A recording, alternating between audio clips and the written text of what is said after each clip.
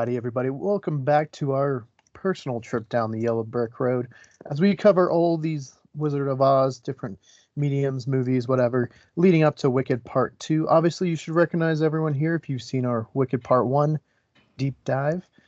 Today, we're going to be talking the original, the 1939 version, which pretty much everyone's seen at this point. If you haven't, probably super young, but it's been a staple of film for a while, maybe not right away, but it's definitely garnered that. There's museums. There's obviously branched off this whole universe. L. Frank Baum ended up having to do like 19 books, and I think there's now 100 in the Oz universe.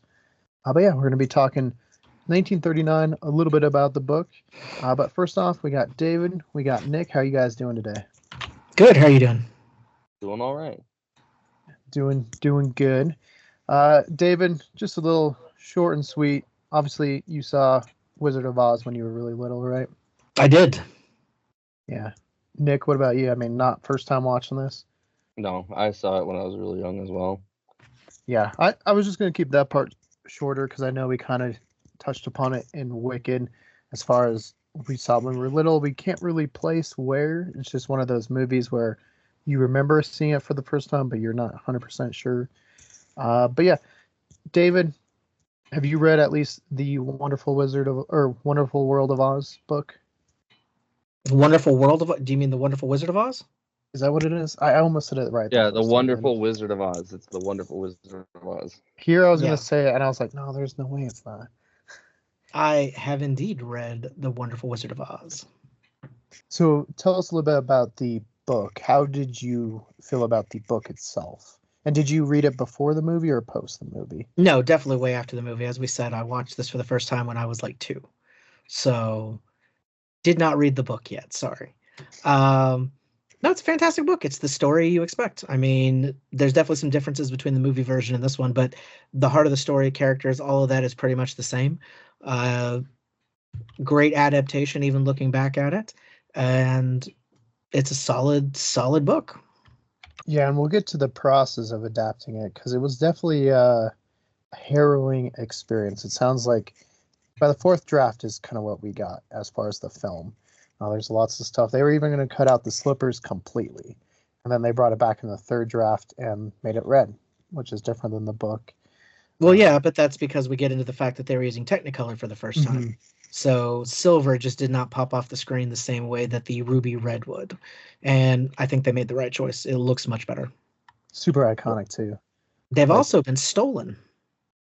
Oh, it's a mystery. It is one of the most valuable movie props in the world. And I want to say there's only one surviving pair now that we know where it is. Other ones that were in certain places were stolen and never popped back up. Do you think it was cast members or absolutely not? No, it was more in the modern day. It was modern. Like, we're talking within the past decade or so. Oh, like we got some bank heist type of deal going on. I believe one of the original pairs was at the Oz Museum in Kansas, and I want to say that's what the pair that was stolen was from the museum. And those shoes are worth over $1 million easily. And they're extremely somewhere. Yeah. That's terrible. That's terrible. To be realistic, if somebody took the effort to steal them like that, they probably hit the black market. Oh, yeah. And now they're probably across the sea somewhere in some rich person's house. I mean, it's probably in some Saudi Arabian prince's, movie room where he has just a bunch of American props or something like that, Yeah, he's just like, here's Dorothy Gale's ruby red slippers right here. We could go into an entire thing, though, about the different props and such of the movie and where they are now. A lot of those have cropped up in very unusual places, very odd.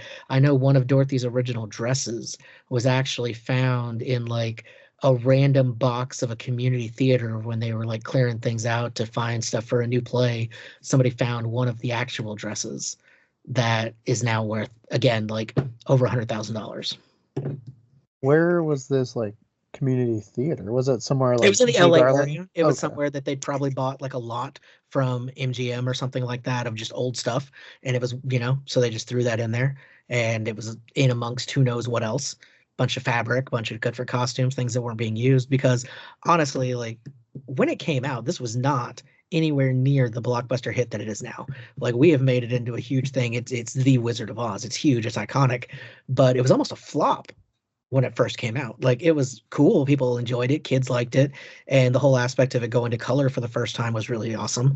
But Gone with the Wind was what really had people's fascination then. It was the more adult story that was using Technicolor and all of that won all the Oscars. But Wizard of Oz didn't really hit its prime until later on, when people were able to get it for VHS and were watching at home, and the reruns on TV started of it. That's kind of when that hit its heyday. But when it first came out, it wasn't a failure, but it definitely was not the cultural success that it is now. So a lot of those props, a lot of those costumes and things like that, studio did not care. Nobody thought, hey, we're going to need to preserve this for the future, because it was, to them, just another movie. Mm-hmm. Well, it's kind of similar to a It's a Wonderful Life, where that really didn't kick off until it was getting reruns, and people were like, oh, this is like a staple now of what we do during the holiday tradition. Right. Yeah, I think it was even for like musicals, it wasn't the top musical of the year. I think another it was just Judy Garland one. Again, it was a good movie. People enjoyed it. It was a family movie.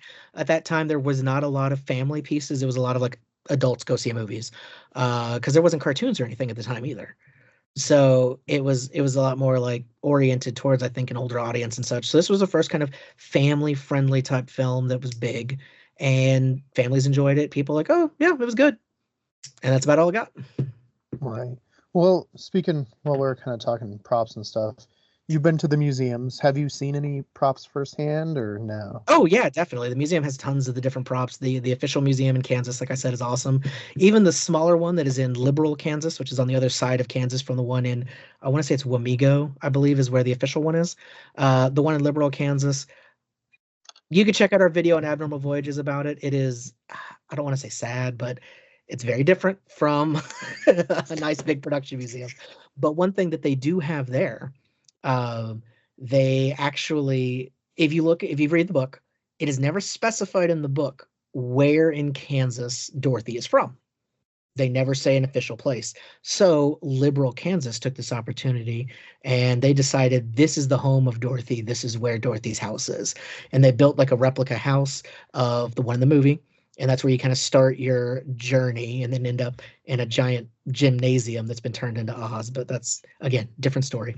But one of the cool props they do have there, they have the actual house that was used in the tornado scene. When you see the house flying through the air and everything, they have that house model has been preserved, and that is there on display at the end of your museum journey there. So you do get to see the original house that was used in the movie for that scene. And then they had a couple of different costumes and such, mainly Munchkins. I think those were the easiest ones for people to get a hold of. So there were some Munchkin costumes and things like that there. I mean, it's an experience. It's kind of cool. One of the coolest things there is they have a yellow brick road on the outside that people could buy bricks and like put names in. And I want to say, I think it was President Reagan and his wife that have bricks that they did when they came to visit and such. So there's some cool celebrity names on people that have come. That was interesting to see. But if you can only go to one Oz museum, by far, it needs to be the Oz Museum in Wamego. That is like the museum, and it's incredible. And they've got tons of props there. Yeah, is that the town with the Totos kind of around the town? Yes, that's the one that has the painted Totos. They do a yearly Oz festival. They have a yellow brick road through part of town that leads you through a bunch of different Oz-themed stores, cafes, and stuff like that. Very, very cool. Very Oz everywhere. But if you're a big Oz head, that is like your pilgrimage place, is Wamego, Kansas. David, we should check out when that is. We'll have to fact check that, because that would be kind of cool to do an episode leading up to Wicked Part 2, being like, hey, we're here at the Oz Festival. That'd be kind of cool. Honestly, I've always really wanted to go. It's called Oztoberfest. Ooh. It is October 5th. Okay. And of course, this has gotten a lot more difficult over the years, but at one point they would even have people come in from like celebrities from the movies and stuff. Of course, as people have passed away, that is much harder to have happen. So they don't really do that. But you can see in the museum, they have like handprints and signatures like they would do like at the Chinese theater and stuff like that of guests that have come. Let's see. It looks like they do a Toto lookalike competition. so people can bring their dogs. They have a general costume contest. They have the whole museum. It looks like they're doing a bench reveal. I don't know what that's about. I guess somebody's a special bench. At the Columbian Theater there, they're doing the Trial of Dorothy at 10 a.m. I don't know what that's about. There's a lot, but as Hey, far David, as is that October 5th, 2025 or 2024? oh, that's the 'Cause 24th. I Let's googled see. that too, and it was just Let me see. Let's see if they I have. don't see anything for 2025 yet. That would be fun to go though. Okay, festival.net says it's going to be, yeah, date's not updated yet. So they don't have it yet, but I'm going to guess it's early October probably every year. Yeah, probably around the same It time. might be like the first Saturday or something like that. But as far as a big Oz event that I personally want to go to, because we have tried to make it a point with Abnormal Voyages, like we like Wizard of Oz, so we try to do Oz stuff when we get a chance to. One thing that I've not gotten to do yet that I desperately want to do in, I want to say North Carolina, in the kind of mountainous region very close to where Tennessee hits it, right up there. They have the abandoned Oz theme park, which was an entire theme park at one time that was all Wizard of Oz themed. It is abandoned. They don't run it anymore, but for, I believe, 2 weeks out of the year in the fall, they do Fall in Oz, and they do a huge event both of those weekends where they bring out actors for all the different roles. They have everything working, all the shops up and everything, and it's like going to Oz in the mountains of North Carolina, or yeah, over there, and it looks gorgeous, and it's really cool. They make a very big deal about it. Tons of people go every year from all over the world, and it looks awesome. And you start out like at Dorothy's house, and you watch scenes acted out throughout the entire story, leading up the Yellow Brick Road and everything to the Emerald City, to her defeating the witch, and then going home. So that is, yeah, that's 100% the Oz thing that I personally am most looking forward to doing someday. I say That we would do it also this be year. fun. I I say we mean, do hey, it this year. I'm Right totally before game for Wicked that. Part 2, folks. You heard it here. We're just gonna hit all the Oz festivals. I mean, theoretically, You it think might even be, the timing might even be the same, where you could technically hit them both within about a week span of each other. Yeah. Do you think Ariana Grande might go to Oztoberfest this time? So personally, it's I do Glinda think now, not Glinda. there definitely could be, there's going to be at least a touch of Wicked type stuff, probably in both. They can't act like it's not resurging the popularity of and the interest in the Wizard of Oz. So I could definitely see them incorporating Wicked a little bit more. Yeah, it's called Land of Oz, North Carolina, and Autumn at Oz. Stay tuned for 2025 dates, and this is the 85th year celebration of the Wizard of Oz. Yeah, and it was back in the 1970s that this park was originally built. So it's pretty old, but you get to do a bunch of different stuff, including the Over the Rainbow observation deck that's 1 mile high in the sky. I mean, is it on a mountain? Yeah, I was gonna say we're a mile high It's in the city mountains. here. It's in North Carolina, up in the mountains, so it's Okay. very away from cities and stuff. So a lot of nature, very very Oz looking, and the costumes and everything look just as good as the movie, if not better. So they take it very seriously. They do a great job, and again, they're only open for these 2 weekends throughout the entire year, so they have a long time to get ready for it. We'll see. Now, if you guys are watching, you guys want some fun travel ideas, here you go. You got some fun travel ideas if you're fans of Wizard of Oz. You might even see us there, because that definitely sounds like fun, and it'd be something fun to tie in with these, kind of look back at the history of Wizard of Oz as we lead up to the movie Wicked for Good, Wicked Part 2. Now, David, as far as the book goes, there's quite a bit of changes, obviously, from page to screen. One I noticed pretty quickly was obviously the house when it falls on the Wicked Witch of the East. It's not Glinda that shows up in the book. It's the Good Witch of the North. Glinda's the Witch of the South in the book. And then, Glinda's still in the book, but her and the Wicked Witch play very, very small roles.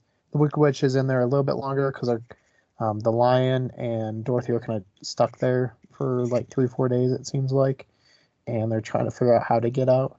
And it's only when the witch takes the slipper as she throws the water. But David, what about like how they see Oz? It's different in the book, right? Yeah, there's definitely a lot of difference. I don't know why they decided to kind of cut out the North and South, because obviously that was the antithesis to East and the West with the Wicked Witches. I think they maybe were just trying to minimize cast, Mm-hmm.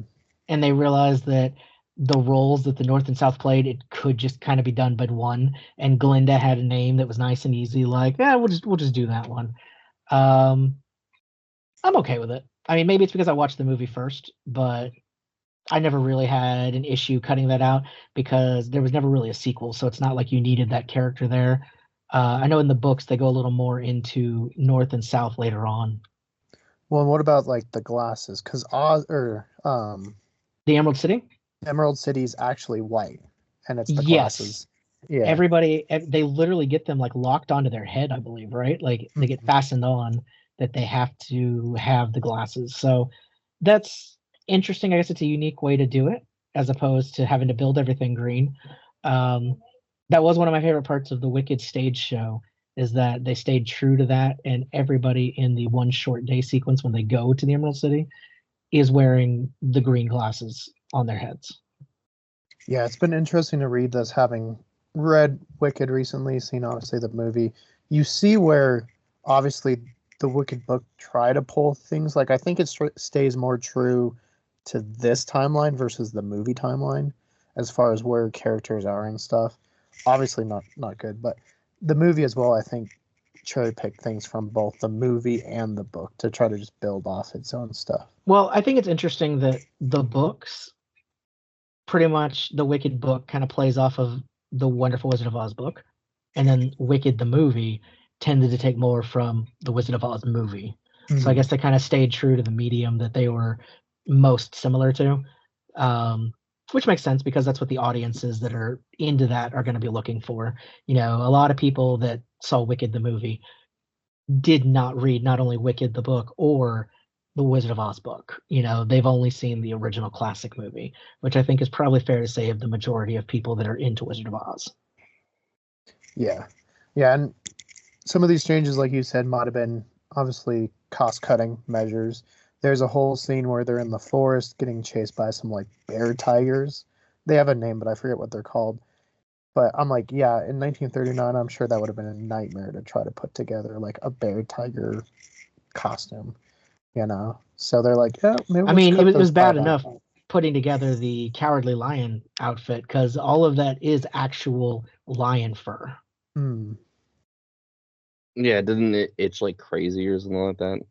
Yeah, it was very heavy, very heated. There was overheating and stuff. Was like there were so many issues in the production of this movie. It is one of the most cursed movie productions of all time.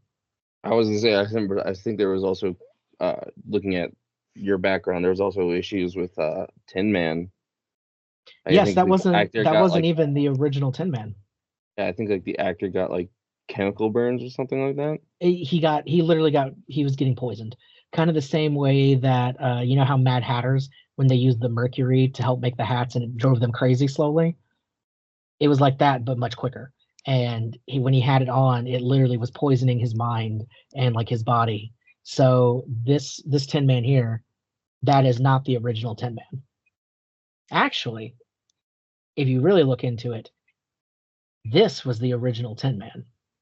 He was originally cast as the Tin Man and then convinced the guy that was the Scarecrow to switch parts with him because he felt he would be better as the Scarecrow than as the Tin Man. So he agreed and they switched parts and everything. And then that guy ended up being out of the production because of his issues and the paint that they were using, that he had to drop out. And then they ended up hiring this guy and got it done. But the Tin Man technically had 3 different people before it made it to film.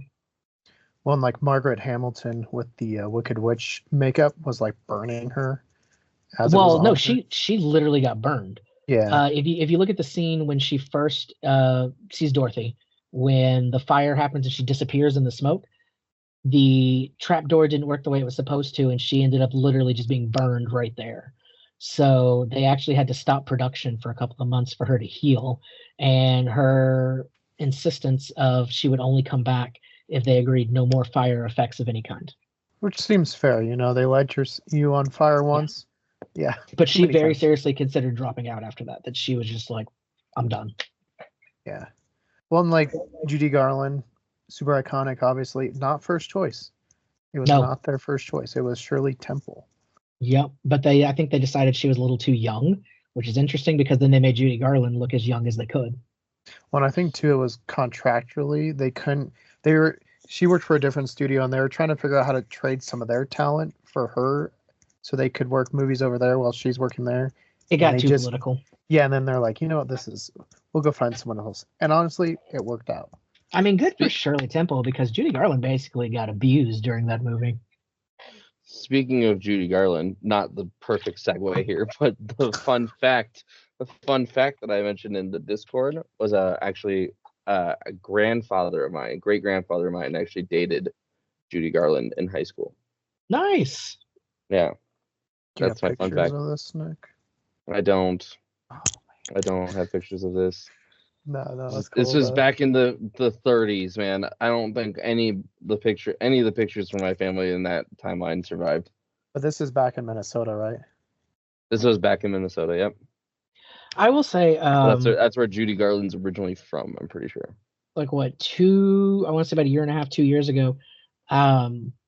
We did filming over at Hollywood Forever, one of the big cemeteries in LA. Where, like everyone, yeah. And one of the big pavilions is the Judy Garland Pavilion, and of course she is laid to rest there. And even to this day, there were so many different things there, people paying respect to her and marking that she'd been there and everything. We actually have an episode that we've been putting together for a couple of years now that is going to be famous graves from specifically the Wizard of Oz, of different ones that we've run into. We have Judy Garland, of course. We got Frank L. Baum when we were there because he's buried nearby. I believe we got Scarecrow and Tin Man. Cowardly Lion, I think, is in New York. So I think he's one of the ones we still need, along with Glinda, I believe, is in New York. And I believe Margaret whoever, who plays the Wicked Margaret Witch. Hamilton. There we go. I believe she's also in that, like a different region, like if not New York, somewhere else. But those are about the only big ones we're missing. We got pretty much everyone else. There's a lot of people that definitely pulled together to make this movie the classic that it is, but it defined their lives. I mean, because we even got like the director of the movie, the cinematographer, things like that, and in all the guidebooks, online, all this stuff, they are remembered for their work on this movie. That's crazy. It's almost 100 years old. Exactly, it's almost 100 years old, and a lot of them worked on so many more. I mean, look at Judy Garland. She was very, very popular in her time. She was in scores of movies, and yet what she's remembered for is Dorothy Gale. Yeah. Well, and a quick little thing on Margaret Hamilton. It says her burial she was cremated and ashes were scattered. They were scattered over her property in Amina, New York. So so she's also in New York, and I think that they have like a little like marker Cinepath or something somewhere. Yeah. I do believe though that I want to say it's the Cowardly Lion and Glinda that have spots there where they're buried. I could be wrong, but I don't think that they're in LA like most of the others are. That honestly makes sense because like some of these guys were like Broadway actors, and Broadway is much bigger. Correct, and which makes sense because it was a musical. So I get that they get people with that, and you can kind of tell, especially like Ray Bolger, who plays the Scarecrow and such. They're very, very expressive. Yeah. It's obvious to see that a lot of these people, especially the adults that are in this movie, come from an acting background of being on stage and needing that expression more so than film, which is going to be much more fine-tuned, a lot more nuanced in your acting. So I think that's part of what made them such good fits for a story as extreme and over the top as Wizards of Oz. Is that's the style of acting that those people were used to. It's almost like a vaudeville kind of feel, know? And that's kind of what the wizard himself was. He's kind of a huckster vaudevillian from the Midwest that kind of pulls it over on everybody. Yeah, so it looks like Bert is buried in Ridgewood, New York. Field Cemetery in Ridgewood, New York. Yeah, that's what I thought. Yeah, But I know we got Ray Bolger, and I do believe we got Tin Man. I forgot what his name was right now, but I think we have both of those together with Dorothy, the author. We also did an interesting one that we're going to add to that. Because where Baum actually wrote this and like lived was around Chicago. Mhm. So there's a lot of ties to him, where he lived, all that kind of stuff out there. And one of the very interesting graves that you can find out there in Illinois is the grave of his niece, who he named Dorothy Gale after. So she is buried there, and that's where he took the inspiration of Dorothy. So it's kind of the real life Dorothy. She died very young. I want to say like 2 to 4, like something like that. Very, very early in life. Unfortunately, she passed away, and he was very close to her, so he honored her by naming this character after her. And they have a hand carved big statue of Dorothy and Toto out there at her grave and things like that, to just kind of honor her place in that story and in pop culture as whole, that she's kind of the inspiration of Dorothy. Very nice. Yeah, that's very interesting. Yeah, and it makes sense too with like the age that Dorothy is in the book. She's definitely much younger than Judy I think Garland was. she's like 6 to 10, right? Something in that Yeah, range. She's really young in the book. Yeah, she's a little girl. Yeah, and no, Nick, go ahead. I was gonna say I haven't read much of the book. You can see where I'm at right there. I do plan on reading more. I was telling Keegan before David hopped on, that the reason why I want to read the book actually isn't necessarily because of the movie, but because the studio that made the video game Lies of P, which is their take on Pinocchio, Tale of Pinocchio, their next game they've already alluded to being inspired by Wizard of Oz. So yeah, I mean, I know we're definitely going to get into this as we travel further down the road towards Wicked Part 2, or Wicked for Good, I guess is the official title. Right, I keep wanting to call it Part 2 as well. Yeah, I guess once we get to, as we keep going, I know we're going to be exploring a lot of the spinoffs and things that were inspired by the Wizard of Oz and different interpretations. But I think it's almost safe to say that it is one of the most used stories, I think, when it comes to parody, when it comes to inspiration, when it comes to adaptations of this. It's like, because it is copyright free, it's old enough that anybody can use this story, and it's such a classic that people know, that I think it makes sense that a lot of people kind of want to take their own spin on this tale and get it out there. Are we gonna be? Some have been good, some have been awful. I was gonna say, speaking of awful ones, are we gonna do a deep dive on the Wizard of Oz porn parody? No, probably not. No. Probably not, buddy. But you know what? For research, you're free to watch whatever you'd like. I love that both of you are like, no, absolutely not. As a matter of fact, no. I don't think that's YouTube approved. No, it's not. Yes. Okay. So the character of Dorothy is no older than 10, and Judy Garland was 16 when she played her. And in the movie, she's supposed to be about 12. How old was Shirley Temple at this time? I have no idea. When was she born? Let's see. Because I bet you that's why. I mean, obviously, Shirley Temple was like a huge name at that time, too. It's crazy to me that this book was written in literally 1900. Yeah, 125 years ago. And yet, here we are talking about it on technology that he never could have dreamed of. Shirley Temple would have been 11 in 1939 when the movie came out. Okay, so closer. So she would have been much closer in age. I don't think it would have been as good. I'm not gonna lie. Like, yeah, I know. Was a younger actress? Yeah. Yeah, and I know she was a little older, but I can't see Shirley Temple's voice being anywhere near as good for Somewhere Over the Rainbow.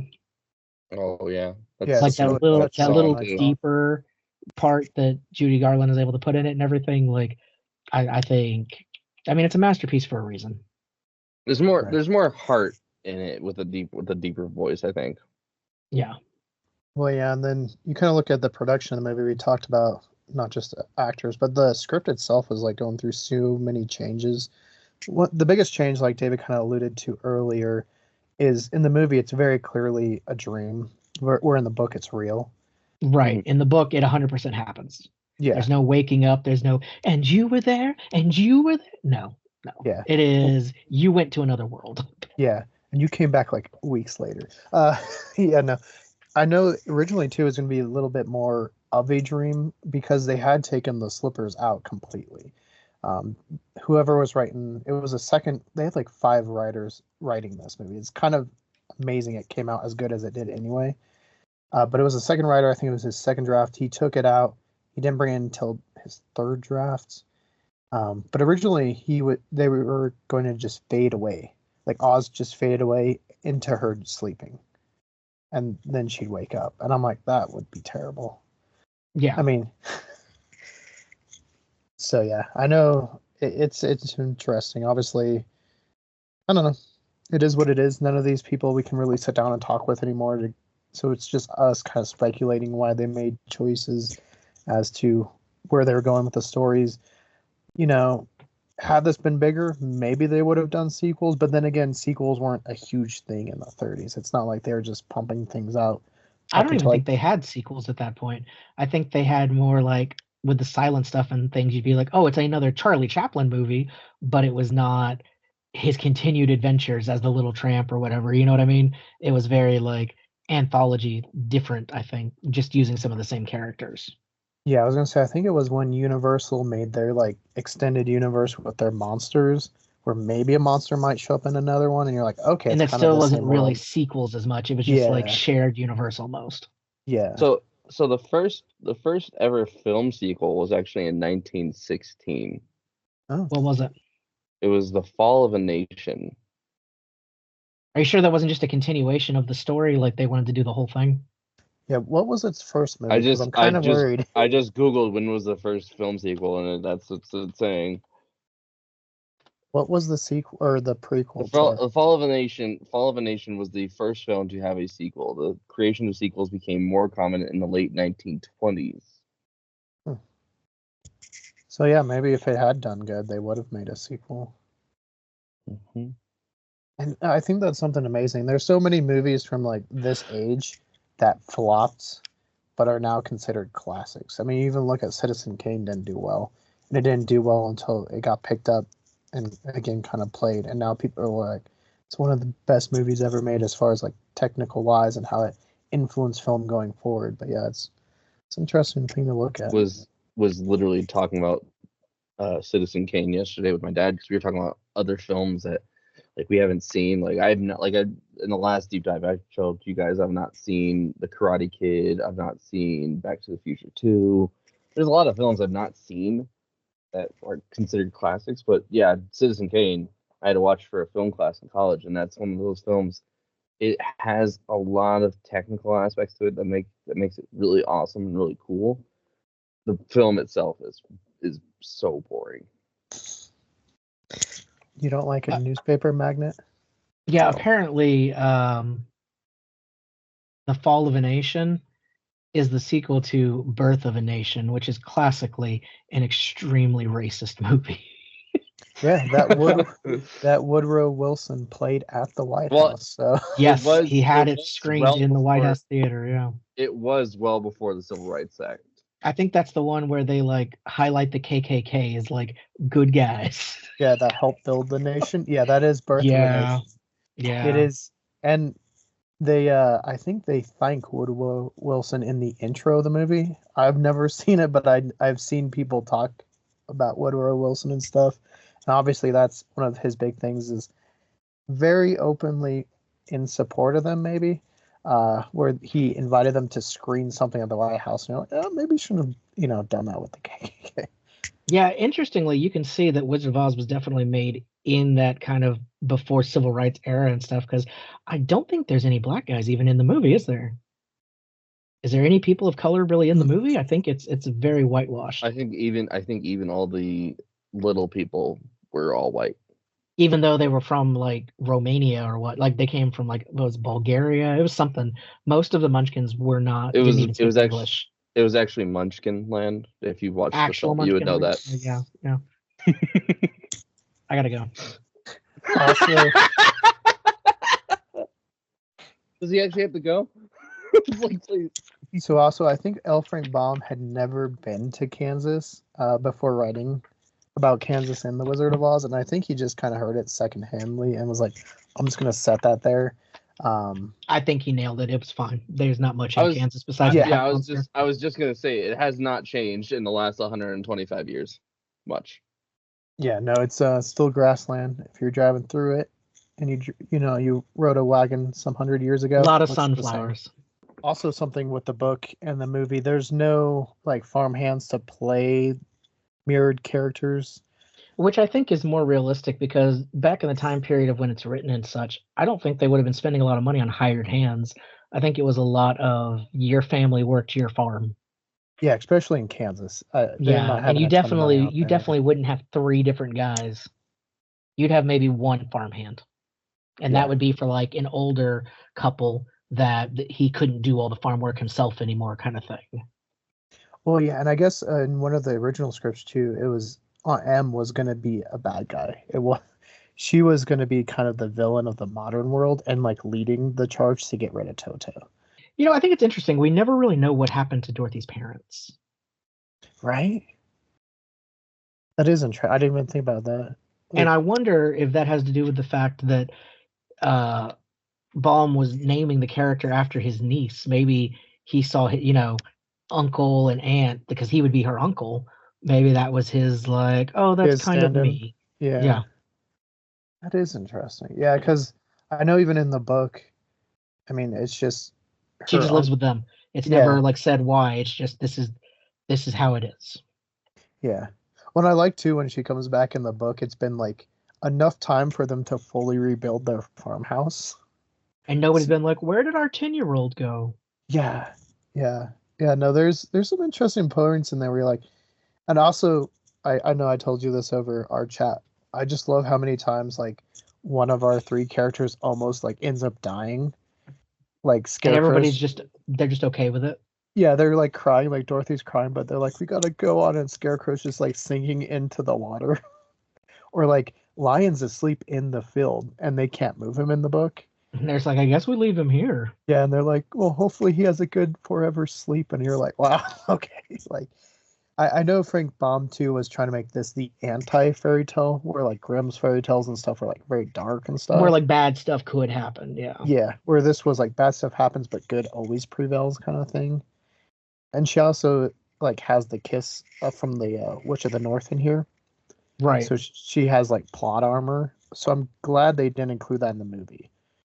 It would have been much harder, I think, to explain.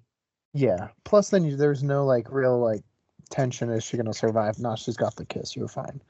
Yeah. So in the book, the wizard is from Omaha, and Dorothy's like, "Do you know where Kansas is?" And he's like, "Oh, I'm from Omaha." I'm like, I feel like you should know where Kansas is because Nebraska's just like right above it. It's like, which is interesting because I believe in the movie he's from Kansas as well. Yeah, because I think in the movie it's obviously just a mirror of the charlatan that she meets on the side of the road. Well, I think in all Oz, kind of from there onward, I think the wizard is universally accepted as being from Kansas as well. Because I think even in Oz the Great and Powerful with James Franco, I think even he came from Kansas. I've not yet seen that film. Is it good? It's actually pretty good. I'm sure we'll cover it later on. At some point, yeah. Yeah, well, see, that's where I was wondering, because in Wicked, I know Jeff Goldblum, like one of his like spells he does, all he says is Omaha. And so I'm like, I wonder if they're going with the original, like he's from Omaha, like in the book. I don't know. Does it mention it in Wicked the book? My brain checked out many times in that book.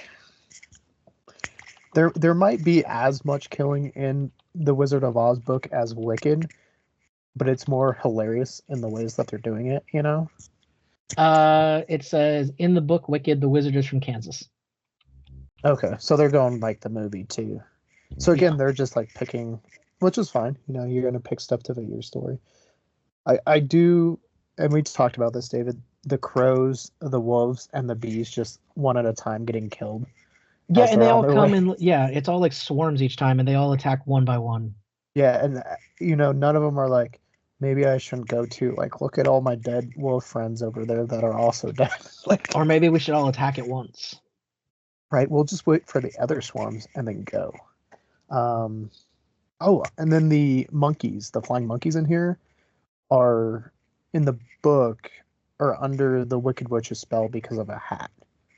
Yes, the magical hat that'll grant you 3 wishes. Yeah. Which Dorothy gets after the witch is gone. Because she killed the witch. Also, the witch has like one eye, and it's like a telescoping eye. It's very interesting. Yeah, I think it's better that they did the crystal ball and everything for the movie. That made a lot more sense than looking at them with their telescopic eye. Well, Would you guys, if you were in the movie making business, would you do an animated version of Wizard of Oz I and think keep they everything have. more true? I'm pretty sure they have. Yeah, and I Have they? always imagine it like the animated Lord of the Rings movies. Those If were they, done really well, though. yeah, At but least The Hobbit was. yeah, if they were doing one in that style, that's the way, like doing the '80s whenever those were made.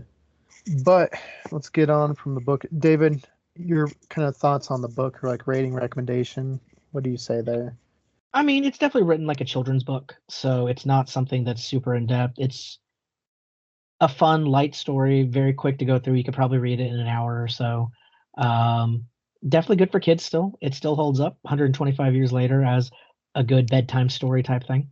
Um, it's the classic story we all know. I mean, yeah, there's some differences from the movie, but at its heart, it's the same exact story that you've known for probably most of your life.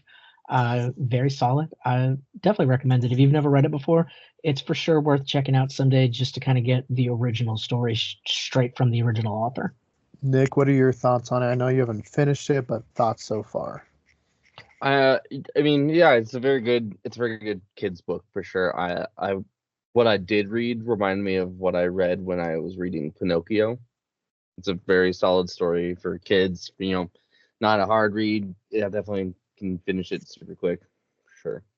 Pinocchio is a really good story of one that's very different from the source material to what we have in like our classic movie version. Oh yeah, for sure. The Italians took it dark. Oh yeah.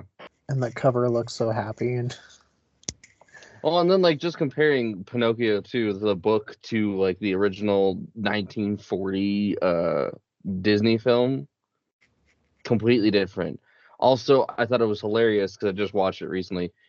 They said the word jackass twice in the 1940 Pinocchio movie.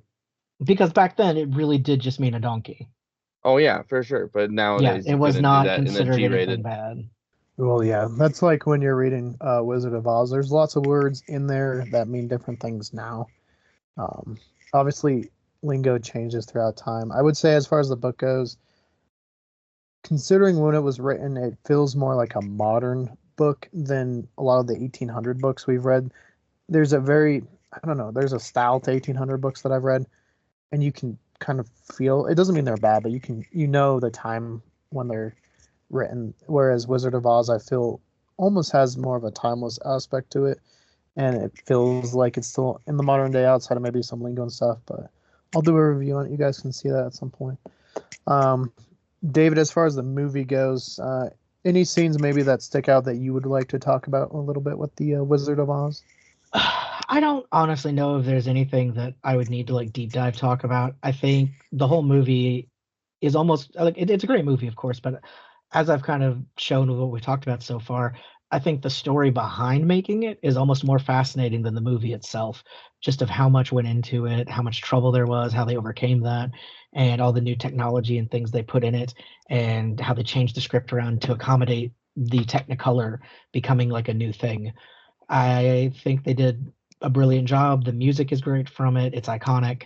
The different scenes, the characters. Again, it's been almost 100 years since just the movie version, and we're still talking about it now. There's still movies hitting theaters now that wouldn't be around if it wasn't for this movie.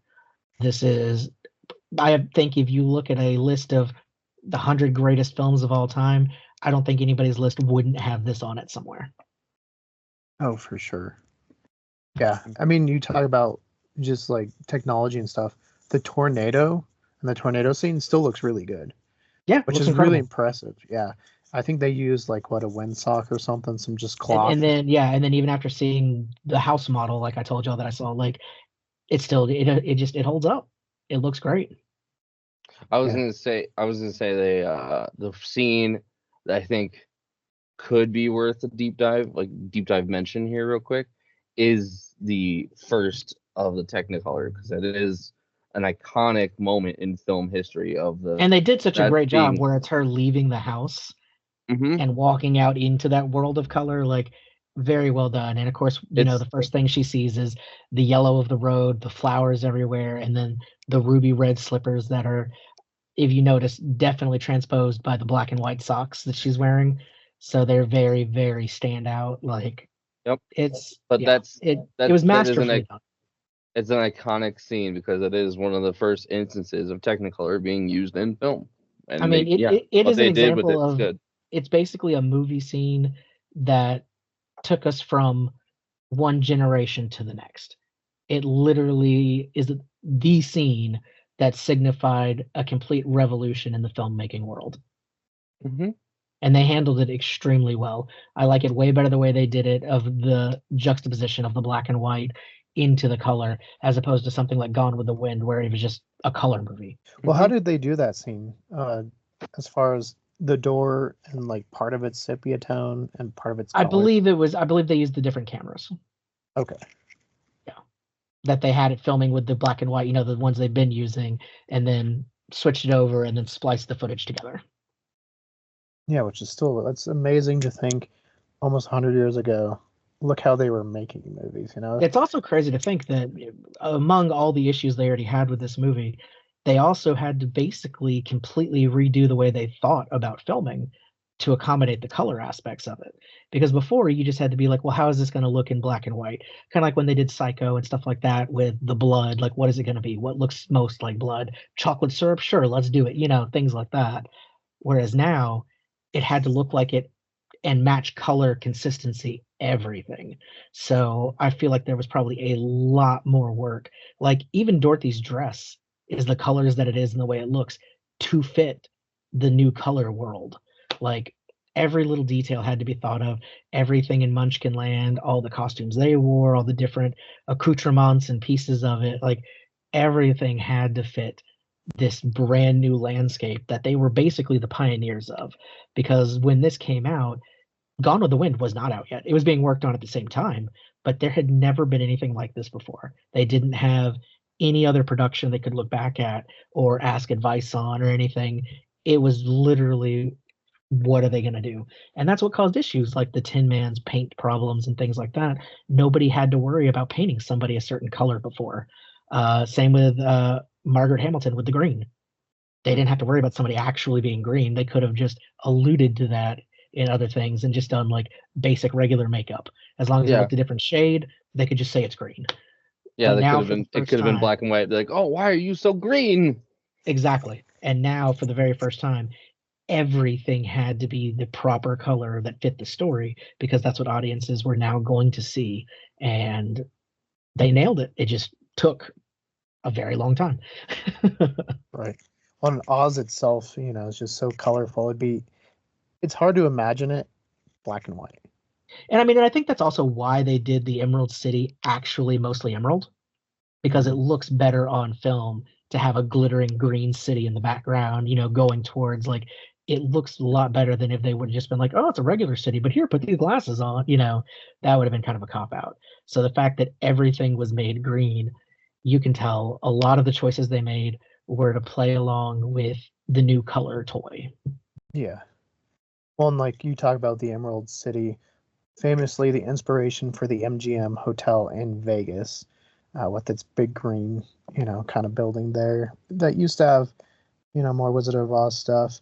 What about like at the beginning with the I don't remember his name, but the charlatan that is the wizard, like he's the mirrored version. The Miracle Man, yeah. Mr. Miracle. But he it definitely seems like when he's looking into the glass ball, he's trying to get Dorothy to go back home. I mean, is that what you guys took away from that one? Yeah, because he knows, oh, this is a young teenage girl or whatever, Yeah. I think he was a good guy. I think he did make a living out of tricking people with his not being able to tell the future, but I think he had a good heart, which in this story, I do think the wizard is supposed to be. Like, he took advantage of people, but he didn't do it out of malice. Yeah. He just kind of wizard, yeah. Yeah, I think he just kind of made the best of the situation he was in. He ended up in this world, so he's like, well, they think I'm magic, might as well go with it. Well, and it seems to be, I mean, is the people within the Emerald City, they don't seem to be suffering with him, right?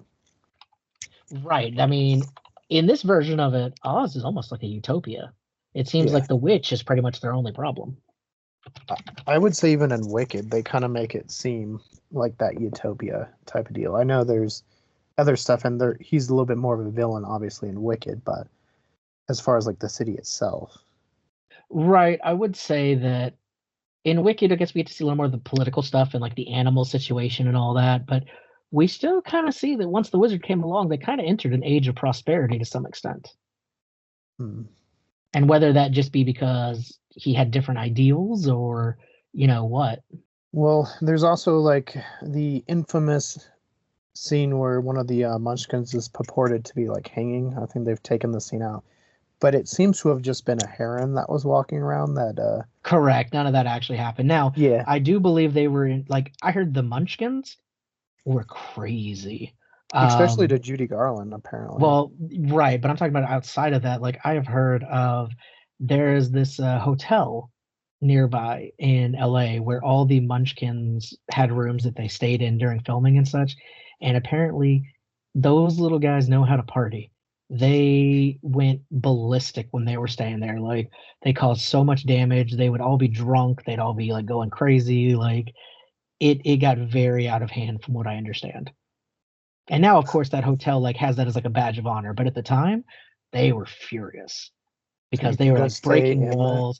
People were like going at it in public, like right in the like bar room. Like it got very, very ridiculous. Nick, what about you? Any scenes you'd like to touch upon outside of that one? Not really. Like I said, that I mean, the whole film is great.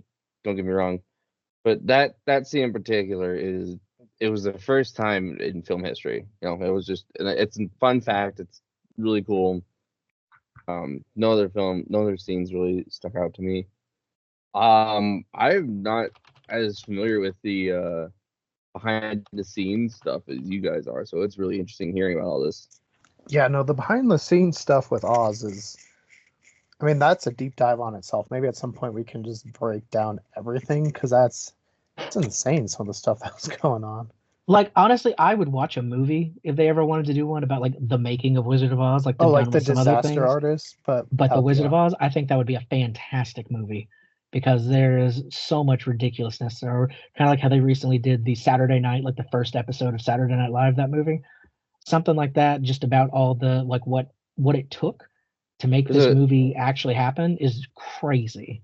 there's a 52-minute documentary from Warner Brothers Entertainment on YouTube, David. If you're Oh, interested, I'm positive there is, and that's probably and I'm because it's looking from at it. them, I'm I'm looking at it sure a right lot of now. the darker stuff's That's not why in I there. said that. But something interesting when you brought up the wizard, he was of course played by Frank Morgan, who was in a lot of stuff in those days. I just think it's interesting how many roles he played in the film. He was Mhm. 5 different characters. Like besides Professor Marvel and the Wizard of Oz, he was also like the gatekeeper who doesn't want to let Dorothy in. He was the driver of the carriage. Um, he was one of the guards that had talking. Like I just think that's really cool. I wonder if that meant anything then. Did they, because all of it's kind of symbolic once Mhm. it's because of the dream. So I'd be curious about that. And then I don't know if they ever confirmed if this was, I've heard it's true. I never deep dive to find out, but did you ever hear that story about the jacket that he wears when he was Professor Marvel? Um, it was either when he was Professor Marvel or when he was the wizard, but one like a suit jacket they picked up at a secondhand store when they were getting his costumes and everything. And in one of the pockets, there was a Oh, it tag or had like whatever L. Frank Baum. Yeah, that it used to belong to Baum himself. And yeah. like his wife confirmed that that was a jacket they donated like years ago. And it happened to be picked up by them. They're like, oh, this will be perfect for it. And then they used it in the movie, and it was the author's actual jacket at one point. I have heard that. I don't know if it's true or not, but I want it to I be like because it that is though. so That's cool. such a Yeah, yeah, that's such a cool coincidence. especially like, hey, we're using this for the wizard, and L. Frank Baum brought this whole thing to life, kind of like the wizard brought Oz to life in a way. Um, Obviously, there's a lot of people take it as at least the book an allegory or satire to the election of 1896 with William McKinley, one of our presidents that unfortunately got assassinated. but a lot of the symbolism with the silver shoes, the gold road, the lion are supposed to be satires. I've not done a deep dive on that before. I don't know if any of that's true. I kind of have a feeling that people read into it. I think that's a problem you run into with a lot of literature is there's a lot of people that are always going to try to find different things to fit different meanings and fit a narrative. When, I mean, as a writer myself, I feel like sometimes you're just writing a story. You're not, everything doesn't have to mean something. Sometimes it really just is blue curtains blowing in the wind. Right. It's not, it's not a symbolic of, oh, it was the depression he was feeling lifted momentarily by the love of it. No, I just think that, like, if that's what was going on, great. But I think he even went on record at one point of saying, like, he wrote it to entertain kids. Like, it was an entertainment story, and he didn't even want to keep writing these books. I want to say that's what it says in the beginning of the book, like for the introduction. He's like, I'm just trying to write a new fantasy for kids. Yeah, and then he kept writing them because it's the only thing he could write that would sell. Nobody cared about any of his other works anymore. He wanted to be a serious author, and they were like, oh no, we need more of them Oz books. And that is the only reason that he continued any of the stories of Oz. He didn't care. And he hated him. Yeah, he ended up turning against him. He loved his first book. He did it. He liked a couple of the sequels. He's like, all right, I've done enough here. And they were like, well, if you want to keep eating, you're going to keep writing them. So if you want to keep eating, I'm just saying, like, nobody wanted anything else from him. I'm sure he was a great author and the other stuff. I don't think the writing was bad or anything, but that's what people wanted, was more of the story they loved. I wish he would have lived long enough to see this version be made. Yeah, I think he would have been very appreciative of how his characters were handled and transferred to the screen, because I think even today, I think this is probably one of the better book adaptations of a story.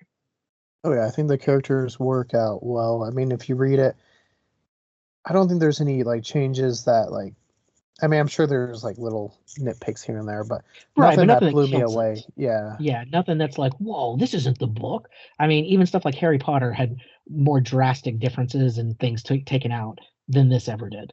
I feel like this is very, very close. My favorite difference between the Harry Potter books and the films that I've only ever seen mentioned on social media, because I didn't read the Harry Potter books, but it's the scene in Goblet of Fire. Oh, about him reading Harry's name? I know. Yeah, he's like, he very calmly asked Harry, "Did you put your name?" And he's like, "Harry Potter, did you?" And then, did you put your name on it? In the film, he like rushes into the room, and screams like, "Did you put your name in that damn thing?" Like, whoa! Supposed to be calm here, man. You not get the direction from the director there. Well, and kind of go back to David, just people reading a little too much into something. There's a movie, Gord Vidal's Billy the Kid, and there's this, when Billy gets killed, there's like no blood, and so everyone's like, Gore was just trying to, say how pure Billy was. And there's an interview where he's like, nah, we just forgot the squibs that day, so. He's so pure that he didn't bleed. Yeah. Also, I actually heard the reason they did that is because he did want to tie it into the fact that Billy didn't die when that happened. He escaped to Texas and became known as Bill. I don't know if you've heard of Brushy Bill before, but Billy the Kid actually lived for like another 30 or 40 years under another identity in Texas before passing away. But that was the actual Billy the Kid. He did not die over there in New Mexico. That's all lies. That's propaganda.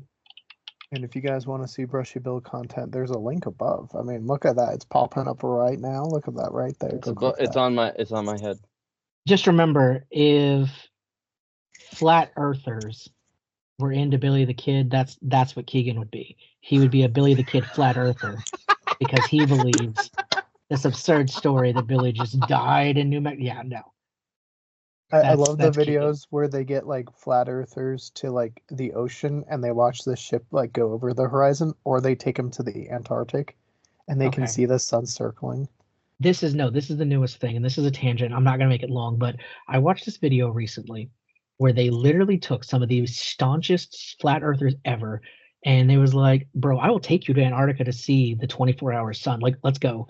And like 5 of them went, and those guys did live things. They did everything from there, and all of their communities were like, oh, they're shills. This is fake. This is paid for. They're in a dome. Like, they turned against them like that. Yeah. Even though these guys were like, hey, I didn't think so either, but this has proven it. The earth is round. Like, I cannot deny this. I'm looking at the sun.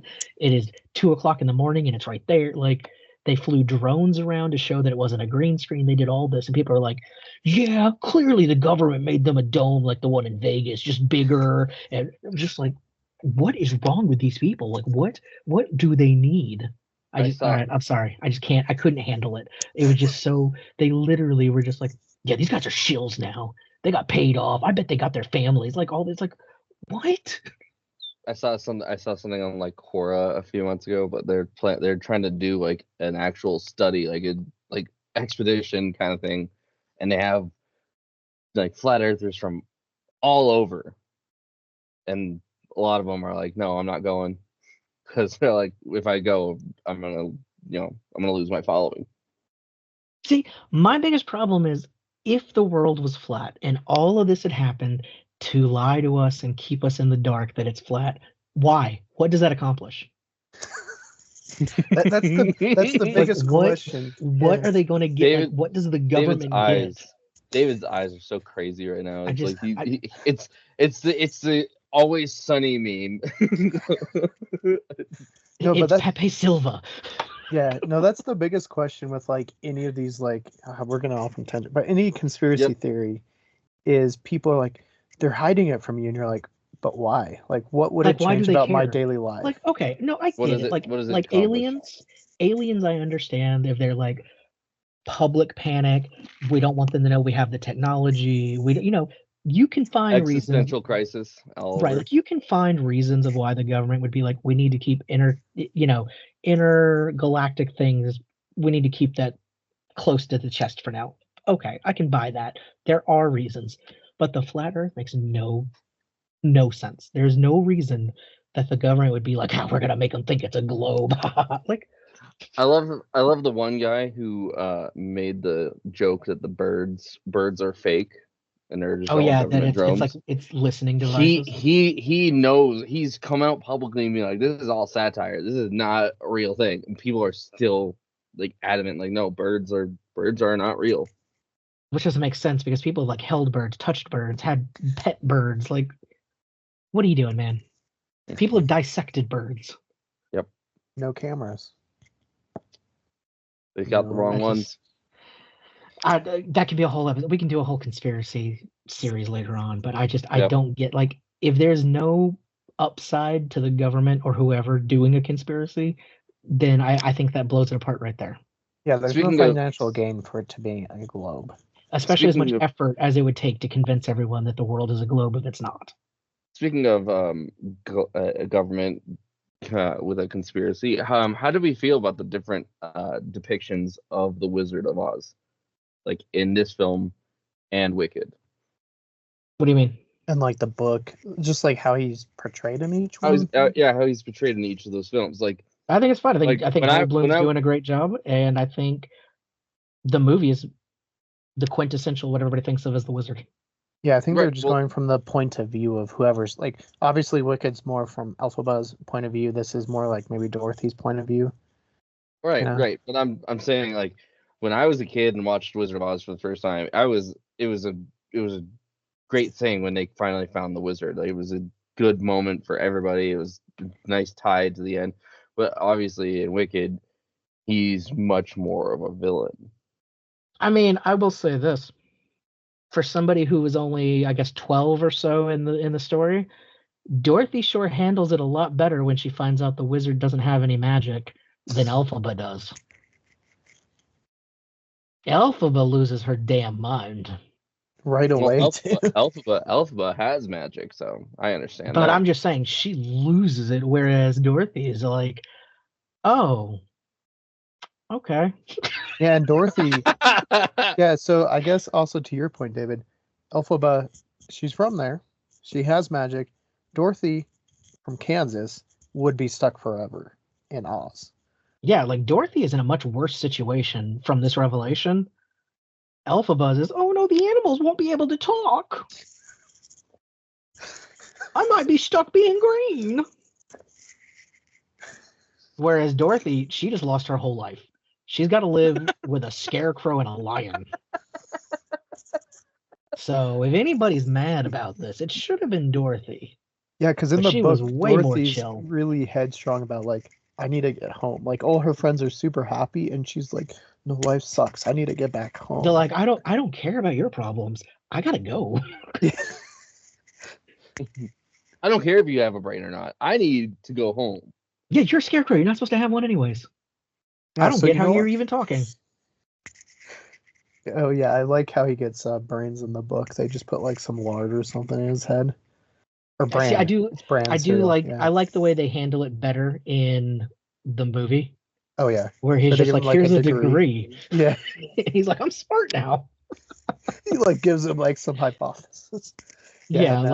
like I do like that, and it's all like symbolically, because I mean, I think there's a much better message in the Wizard of Oz than there is in Wicked, because the Wizard of Oz message at the end is like, you've had it within you the whole time. Yeah. That these Oh, yeah. things are that you can't judge it based off other people's opinions, that courage is different to a different person. Like rushing into a fire to save somebody is courageous, but so is standing up for a loved one, or doing the right thing even if everybody else isn't. Like that's courage. Intelligence is not always just, oh, you're good at math. It's also like emotional intelligence, situational intelligence. Like there's so many different ways to be intelligent. And the same with the Tin Man in his heart. Loving something, He actively. still cared for his friends. Yeah. It's not like physically, oh, it's right there kind of thing. It has nothing to do with the organ. I just think that was so much more. I mean, the whole point of it at the end is home is where you make it almost. Like she does get to go home, but it's kind of alluded to that, home is where the people you love are. It's not necessarily a location. It's because in a way it kind of became her home. Like she loved her friends and where she was. Whereas Wicked, she wants to bang some guy she can't. Her friend doesn't want to stand by her, and she's really mad that the animals can't talk. And Not wrong. Not wrong. got- So, biggest question to you guys watching right now. if Wicked really makes her a hero, to be honest. Yeah. Like without the story holds up. Without the what? Without the music, Oh yeah. like if the music wasn't jamming in that first movie, I don't know if it's as big. Also, yeah. Luckily, they made it more like the stage play because we've talked about the book. The book really doesn't make her like she is the bad guy in the book. Oh, you can see that she's the villain. Yeah. Yeah, they don't try to make her sympathetic. I think at several points she also legitimately thinks about killing Dorothy. Oh yeah. Like getting rid of her. Whereas even in the movie, like you see in the movie, Dorothy did not mean to kill Elphaba or the Wicked Witch. Yeah, because she was just trying to save the Scarecrow. She literally was like, "Oh, I got to put out the fire," and it just happened to hit the witch, and the witch is like, "Oh, my weakness! I shouldn't have had a bucket of it right next to me." Dang it, my one weakness. Why did I have this I know bucket here? that's like if Superman just happened to have like a garbage bucket can of full of kryptonite next to him. Like, "Oh no, you found it!" Like an Dang it, why did an entire armory of like kryptonite weapons. Yeah, and it's like, "Oh, you found the kryptonite gun." I shouldn't have left that on the dresser. Dang it. Yeah, so anyone watching, go in the comments below. Let us know who handled the Oz's reveal or the Wizard's reveal better, Dorothy or Elphaba. Tell us in the comments. David, Glinda, villain of the movie, like if Dorothy had the power to go home the whole time, she just used that poor child to go kill the witch. So I don't think so. I think the more of the point, she didn't really care so much, I think, about, because she never says you need to go kill the witch. Glinda's whole point is the wizard will help you, because she didn't have the magic to do it. Why she doesn't tell her then, I don't know, but I suspect if you watch the movie, when she's like, are you a good witch or a bad witch or what, she specifically mentions that like bad witches are ugly or something like that. And Dorothy asks her, she's like, well, are you good or bad? So clearly Dorothy just said, well, you kind of ugly. So I got a feeling. I got a feeling she's like, not only am I going to tell you to go here, I'm not going to tell you about the train. Your ass is walking. But no, I think it's about the growth of Dorothy getting there, of being able to appreciate going home. It's definitely a story where it's more about the journey than the destination. And I think that that's what Glinda is supposed to be kind of alluding to, but I have a feeling Glinda didn't even know really at the beginning that she could have just been home whenever, because if she doesn't have magic like in Wicked, she would only think that, hey, maybe the wizard can do something. Because at first the wizard's going to take her home in the balloon. Yeah. And what I think is interesting is the wizard clearly in all versions, as soon as Dorothy gets rid of the Wicked Witch, he's peacing out. He wants to leave. like, like what makes him think like, all right, time for me to go? Well, also I like in the book where they're like, where is he today? We don't know. But we like to think he made it back to Omaha. So they're like, he could have went in the desert and died. Like we have no Yeah, idea. he could have just been floating off, gone in the wrong direction, and just, well, that's the wizard. I don't know if he comes back in any of the books in the future. I haven't read them, but he might make a reappearance. Right. Yeah, that would be there's a lot of books, so I mean that is a tall task. And it's not like Goosebumps because these are a little bit longer or Plus, double the length. well, and there's not nearly as many though. There's only like I think anything written not by Baum doesn't really count in my opinion. I Yeah, don't so think of just those the as canon. 19. But I do think, I mean, because Oz is much bigger than what we see in the movie. I will say that it's not just like Munchkin Land and then Emerald City. There's like Winky Country, there's rivers, there's mountains, there's east, west, north, south. Like there There's is a Dark much bigger, Forest. yeah, there's a much bigger political and geographical field at play. So you never know. But I just think the key story of what we know, I think Dorothy is a much more likable and a much more relatable and understandable main character than the Wicked Witch slash Elphaba ever would be. Because even in Wicked the movie, I don't really like Elphaba all that much. Like as a character, it's like, okay, like, yeah, you're getting bullied, but you handle it so defensively. Right. Which is something that like a Fiero, when she first meets him and she's like, I didn't eat grass as a kid, da, da, da. And he's like, well, what about the defensiveness? Is that new? Like she automatically just assumes that everybody hates her because she's green. And again, this is a world where animals fucking talk. There's like bear tiger Like, things walking like around. there's a good chance that that frog over there is talking to you, and you're really gonna be like, oh, but that girl's green. Like, come on. I think her personality is more off-putting than her skin color. Also, I realized while reading this, Bach is a character in the Wizard of Oz book. Isn't he just a munchkin though? Yeah. So, Yeah. I mean, they kept that part. He doesn't change into anybody like he does in Wicked, obviously. But I was like, okay, so, I mean, I guess Wicked, the author did maybe read the book. Again, I'm very confused why he went as dark as he did with it. But if you want to see us talking about Wicked, the deep dive, there's a link above. You can go check it out. We talked for 3 hours on Wicked. But Nick, we'll start with you. Any kind of like final thoughts? Anything you kind of want to wrap up with Wizard of Oz? I just googled it. There's 14 books. Dorothy is a character in 13 out of those 14 books. And yeah, no, not really anything else. Really. I mean, I liked Wizard of Oz. It's a good story. Again, like David kind of mentioned, like he did mention that kind of, but he did mention it's much more about the journey of everything. Like by the end, again, it's you had it in you all along. It wasn't anything like extra about it. And I think it's a good story that way. David, what about you? Any final thoughts on the Wizard of Oz? I mean, again, I think it's a touchstone of pop culture. I think it's generational. I think it's something we're going to continue to show kids, show adults. It brings people together. It is something that I think is going to be beloved for well over another 125 years. It's a great story. As Nick just mentioned, it's about the journey to discover yourself and showing that no matter the circumstances, you're probably more capable of things than you think you are. And it's definitely a magical tale. I think it's great. We're going to see tons more adaptations as the years go by. And ultimately, I think it teaches you there's no place like home.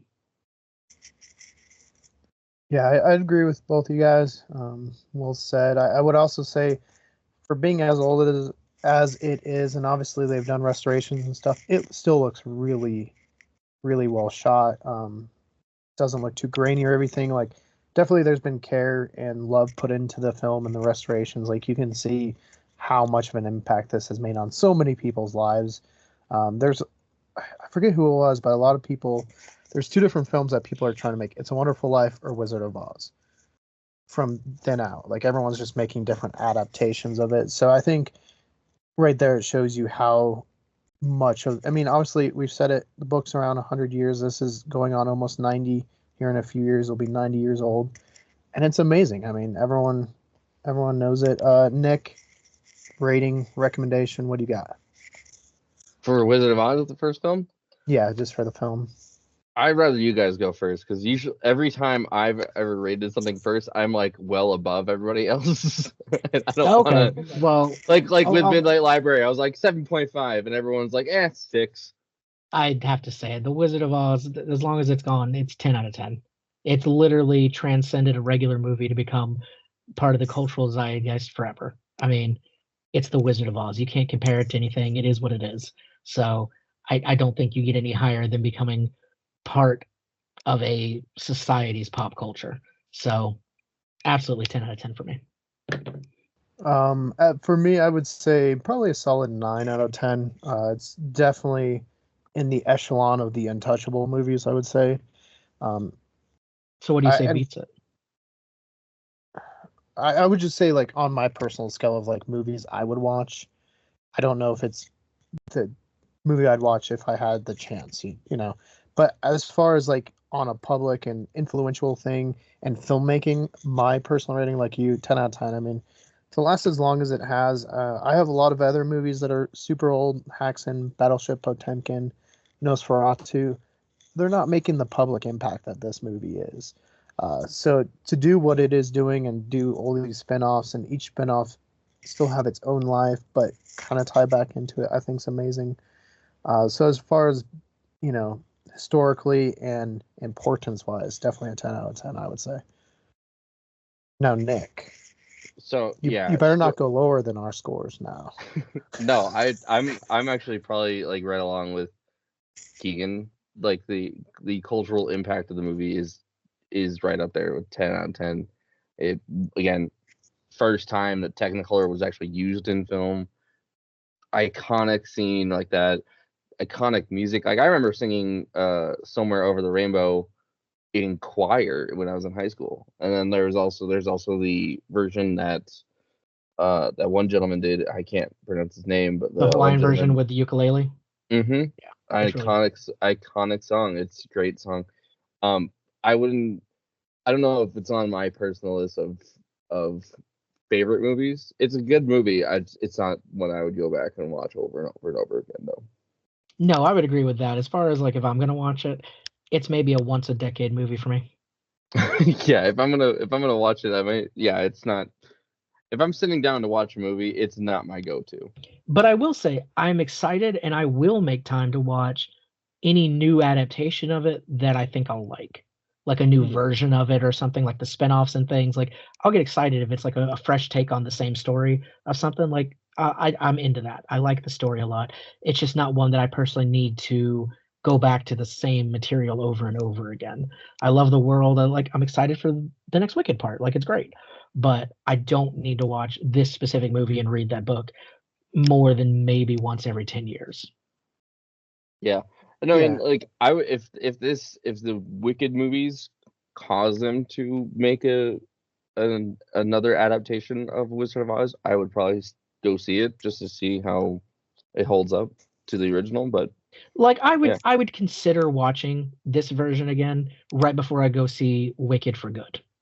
Yeah, because I think Wicked for Good is going to have a lot of the Wizard of Oz stuff in it. Because I'd like to see kind of the Easter eggs they put in that, like they have in the first one. Like maybe watch Wicked Part 1, this movie, and then go see the new one. Mm-hmm. Yeah, no, I think we're seeing Dorothy and everybody a lot more than the play and the book, at least. Probably. Yeah. Yeah, you literally just see her silhouette in the musical on stage. Yeah, I was thinking about that when I started watching Wizard of Oz again this time around for this deep dive, because you guys mentioned when we did Wicked that you can actually see Dorothy and all them at the beginning of Wicked, and I was like, right, walking down the Yellow Brick Road. Yeah, I was like, I really don't remember that, but I'll have to go watch Wicked again. Hey, it's streaming now. It's on Blu-ray and DVD. So. After this, I'm literally gonna go buy it so I can give my parents the digital copy. Well, thank you guys for joining us for another deep dive down this yellow brick road journey that we're doing. Nick, for anyone that wants to come talk to you, hang out, see what you're doing, where can they find you? I'm on Instagram, TikTok. I have a Discord as well. It's just Instagram and all social media is Sir Burgles. And then, I don't know if you guys can invite people, if you can invite yourself to somebody else's Discord from the community chat or not, but you can always try. And don't worry about me. Let's just keep going. What? David's over at Abnormal Voyages. He has. Yeah, I just don't think we need to do this at the end of every single one. No, but he is. He's there. He's there. It'll be over some, at Abnormal it'll Voyages. Be some links. He's at Abnormal Voyages. If you anybody can click has the link. You can click else, the link. they'll find us. You can click the link below. You can click the link below to go follow him. You can click the link below to go follow Keegan. If you're already here, you're already following Keegan. Maybe like and subscribe, like, comment, and subscribe, and smash that notification button. Or don't. You can just tap it gently. You don't have to smash it. No, we want you to smash it. Not responsible for any broken mice. This is true. We're not responsible for you smashing your mouse. Even though we want you to smash that notification button, like, comment, and survive. Yeah. But make sure to check out. Let us know what is your favorite moment in the classic Wizard of Oz. And is there anything that we missed that you think was a big difference between the book and the movie? Or would you have maybe done something differently than the adaptation did? Let us know. Yeah. And if you want to let us know in the comments, you can. But if you want to come hang out and tell us in another place, we got our Discord, which will be linked in the description. This will also be linked below. Go to the Discord in the link below. Go to the pop culture chat. You'll find us there. We can talk anything Wizard of Oz. So we hope to see you there. And until or anything pop culture, because it's also called the pop culture chat, right, Keegan? Well, yeah. If you like other. And until then, we will see you on the yellow brick road.